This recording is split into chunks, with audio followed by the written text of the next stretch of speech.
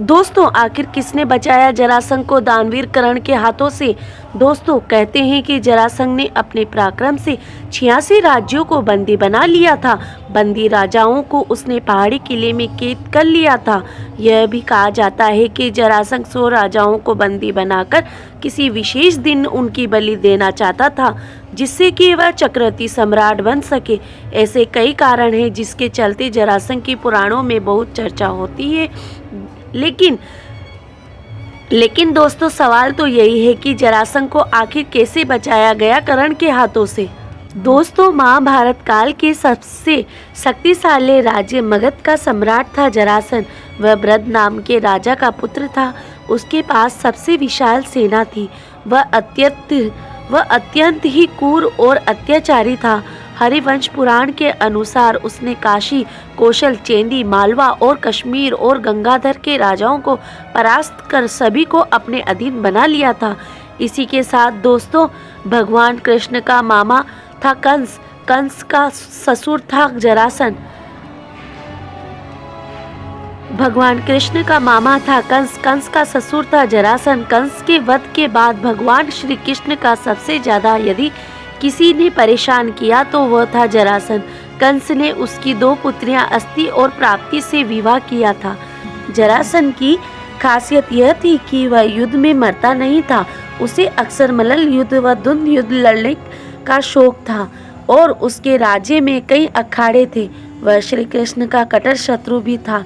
श्री कृष्ण ने जरासंध का वध करने की योजना बनाई। योजना के अनुसार भगवान श्री कृष्ण, भीम और अर्जुन ब्राह्मण का वेश में जरासंध के पास पहुंच गए और उसे कुश्ती के लिए ललकारा। लेकिन जरासंध समझ गया था कि ब्राह्मण नहीं है। तब श्री कृष्ण ने अपना वास्तविक परिचय दिया। कुछ सोचकर अंत में जरासंध ने भीम से कुश्ती लड़ने का निश्चय किया। अखाड़े में राजा जरासंध और भीम का युद्ध कार्तिक कृष्ण प्रतिपदा से 13 दिन तक लगातार चलता रहा। इन दिनों में भीम ने जरासंध को जांग से उखाड़कर कई बार 2 टुकड़े कर दिए, लेकिन वे टुकड़े हर बार जुड़कर फिर से जीवित हो जाते और जरासंध फिर से युद्ध करने लगा। भीम लगभग थक ही गया था। 14वें दिन श्री कृष्ण ने एक तिनके को बीच में से तोड़कर उसके 2 भागों को विपरीत दिशा में फेंक दिया।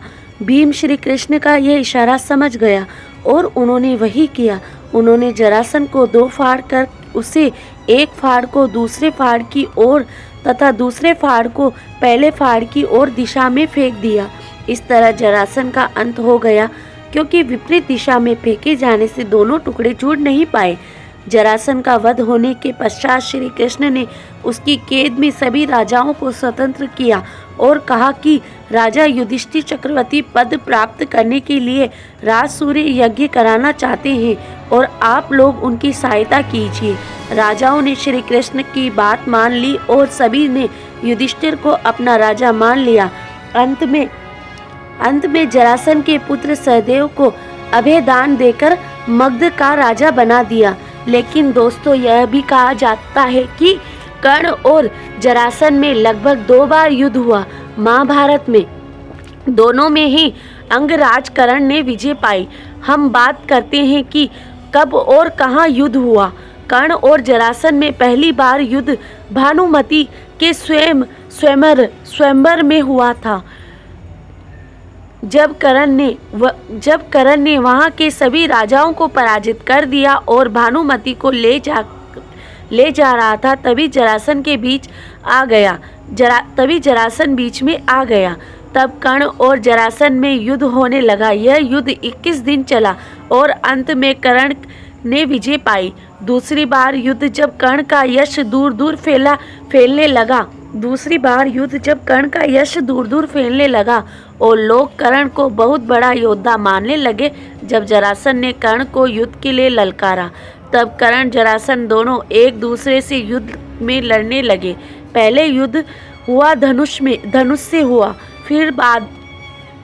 फिर उसके बाद तलवार से और अंत में मल्ल युद्ध में बदल गया। लेकिन दोस्तों, यह भी कहा जाता है कि कर्ण और जरासंध में लगभग 2 बार युद्ध हुआ। महाभारत में दोनों में ही अंगराज कर्ण ने विजय पाई। हम बात करते हैं कि कब और कहाँ युद्ध हुआ? कर्ण और जरासंध में पहली बार युद्ध भानुमति के स्वयंवर में हुआ था। जब कर्ण ने वहां के सभी राजाओं को पराजित कर दिया, भानुमति को लेकर जा रहा था, तभी जरासंध बीच में आ गया। तब कर्ण और तथा जरासंध के युद्ध होने लगा। यह युद्ध 21 दिन चला और अंत में कर्ण ने विजय पाई। दूसरी बार युद्ध जब कर्ण का यश दूर दूर फैलने लगा और लोग कर्ण को बहुत बड़ा योद्धा मानने लगे, तब जरासंध ने कर्ण को युद्ध के लिए ललकारा। तब कर्ण जरासंध दोनों एक दूसरे से युद्ध लड़ने लगे। पहले युद्ध हुआ धनुष से हुआ, फिर उसके बाद तलवार से और अंत में युद्ध मल्ल युद्ध में बदल गया। तब कर्ण ने पलक झपकते ही जरासंध को मिट्टी में पटक दिया